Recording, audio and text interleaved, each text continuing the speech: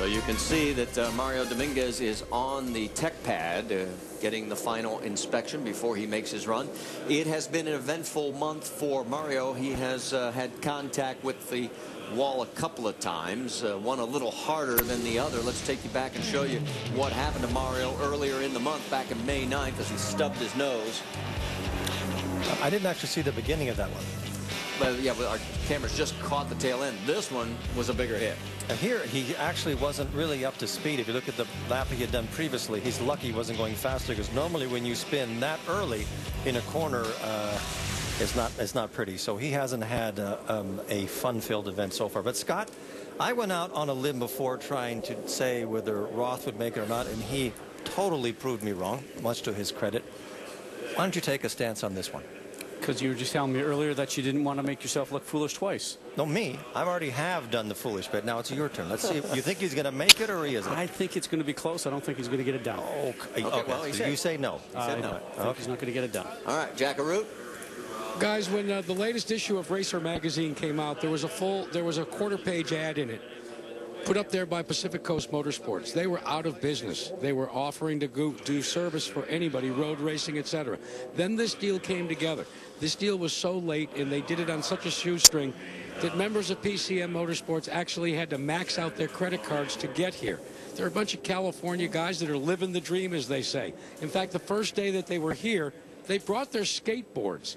They skateboarded through Gasoline Alley. They were laughing. They were having a good time. The memo came out that skateboarding was no longer allowed. The skateboards have been on top of the garage. And with Mario Dominguez's near misses and misses, they've been hard at work. They want to get this car in the field right now. During the last practice session, they simulated a qualifying run. They said if the wind is with us, we'll be able to do it. And remember, the last car to qualify gets that $50,000 bonus, plus just for being in the field, you're guaranteed $270,000. So potentially a big payday right here, riding on 4 laps. And take a look. Here's the wind, still gusting up to 25 miles an hour, Eddie. And it's pushing you into turn 1. So it's probably the most difficult wind conditions you can have here. And the wind has alternated. When we were having some practices 2 hours ago, it seemed like it went back to the situation we had yesterday where it was pushing you over towards 2.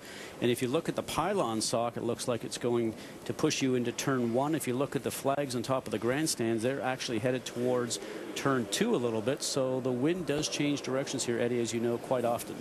When I drove here, the first thing I would do in the morning is I would open the hotel window and I would pick a tree and I'd try to figure out which way the wind was blowing, because it can really affect the car here. And it's changed over the years because the wind obviously doesn't go through the grandstands. There's a few alleys down there in turn 1 where it'll funnel into, and you can almost feel it when you're going around that corner. So it really does make this a different race circuit. It's one thing when it's calm and the weather is perfect, but it's a totally different circuit depending on how the wind is running. And we've had 2 very difficult days on wind conditions. Well, you heard the engine start for Mario Dominguez. Handshake from the crew. He's had been given the instructions by Brian Barnhart, president of competition for the IndyCar Series. Remember, the number has to be better than 218.010 to bump Roger Yasukawa from the field. And his best run today has been just over 218. It's been 218.3 and change. His last lap out there at speed was 217. So remember, it's not one individual lap. It's a combination of all 4.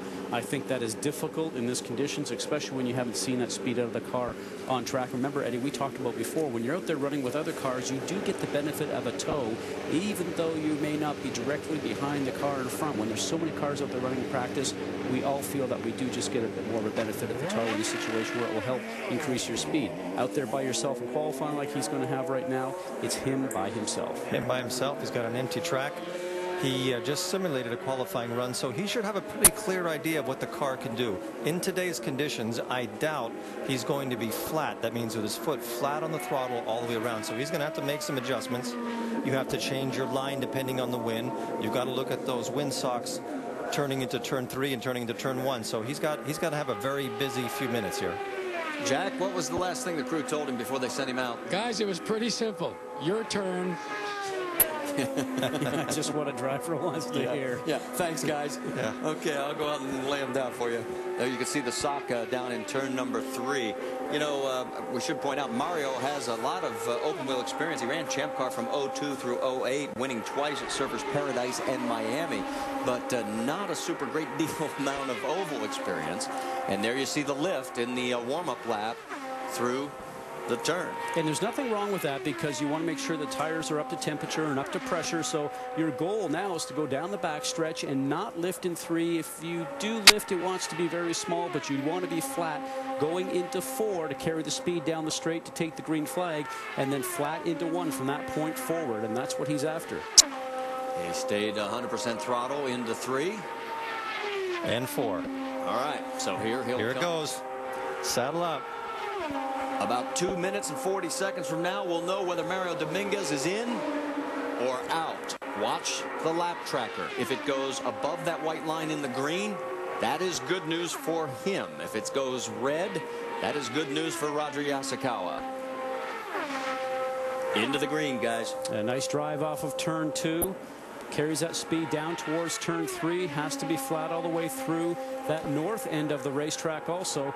Now, we know that he doesn't have a whole lot of oval experience, but he did qualify 10th at Long Beach for the final Champ Car race there and finished 3rd. So a great run for that team, but still needing more success. Boy, I'll tell you what, he went into the red coming between turn 3 and through turn 4. Here he comes back to the start-finish line over the yard of bricks. 217.829. That will not get it done. No, it's starting. It's very close, though. It's not. It's starting to track back up again. You can see the tracker is back into the green again. He seems to be picking up coming out of 2 and then losing it when he comes out of 3. He's back up again. Now you see when he gets halfway, almost close to turn 3, it starts going back down again. But it looks like he's been on the throttle, full throttle the whole way around. The north chute again dipping down into the red. Now the wind will be pushing him from behind, coming down the front straightaway. That's a big descent. No, and then he picks it back up again. Crosses the yard of bricks. Lap number 2, 217.7. You can see Roger Yasukawa watching intently on the monitor in his pit area. And here we go again with the wind advantage. He manages to get back into the green, but it's not staying there. The wind is going across the track mostly now, so he's getting that push out towards the wall in turn 2. And now when he turns through turn 3, going into 4, this is when he gets the headwind, and this is when the car will start to slow down a bit for him. And there goes lap tracker heading south. He's kept his foot in it. You saw the throttle response as it's stayed green, which means he's got the hammer mashed. Here's lap number 3, 217.8. It's not going to happen. It's not going to happen. So, Scott, your prediction, I think, is going to be right. And, I can't tell you what's going on here in the booth, but here he goes back up into the green. But, again, Scott, as you pointed out, he's going to be turning into the wind. But it hasn't tracked up enough. Yeah. And that's great for sailors turning into the wind, but not for race cars. So they probably made a decision to put a lot of downforce in the car to make sure it would be stable. And maybe they've overcorrected. In which they can do that because they have 3 tries here today. If this doesn't work, they take the next step and try it again. It was a good conservative run, just not quick enough. So he'll come across to take the checkered flag. The 4th lap again, 217. So not enough. 217.775 the average. And Roger Yasukawa has survived 1 attempt. So Mario Dominguez and the team will have to go back and try and figure it out. They have 2 more opportunities to get into the field, and there is the crew with a lot more work to do as they'll try and figure it out before the clock runs out in about an hour and 32 minutes.